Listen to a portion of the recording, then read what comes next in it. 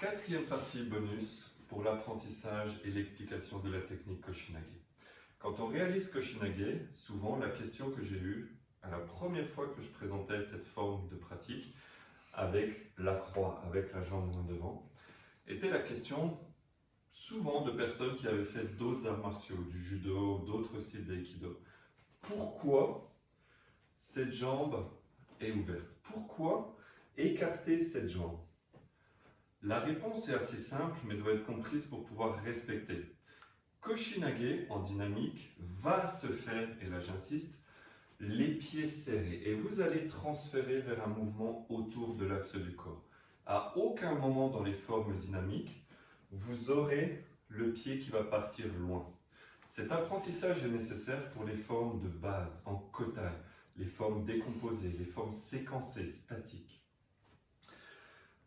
Une fois cela dit, ça ne répond pas à la question pourquoi cette jambe s'éloigne. Quand vous êtes dans votre position à 90 degrés par rapport à OK, on a dit qu'il fallait réussir à descendre sous son centre de gravité et aller déplacer son centre de gravité vers lui.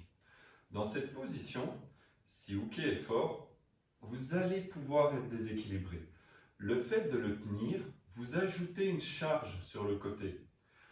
La jambe qui va s'ouvrir va servir comme un contrepoids à cette charge. Ici, si je fais Koshinage en descendant, je peux, mais le poids fait que je peux être entraîné vers l'arrière. Je peux ne pas être équilibré. Au bout de quelques centaines de répétitions, ça va devenir facile. Je vais gérer mon poids, je vais gérer la technique.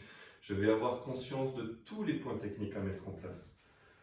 Mais au départ, si je reste les pieds serrés, alors je serai entraîné vers l'arrière.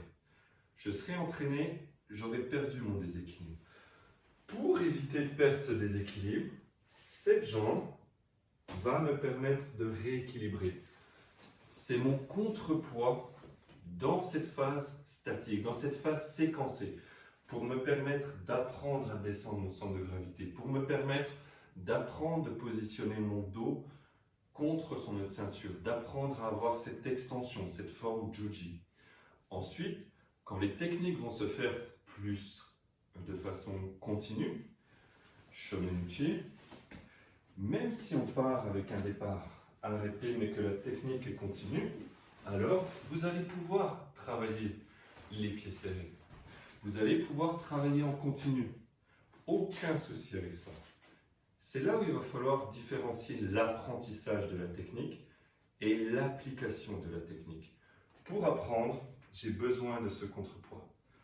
Pour l'appliquer, je vais descendre et je n'aurai plus besoin de ce contrepoids. À deux niveaux de pratique différents, des positions différentes. Mais l'important est de comprendre pourquoi dans l'un on utilise le contrepoids et pourquoi ce contrepoids disparaît petit à petit.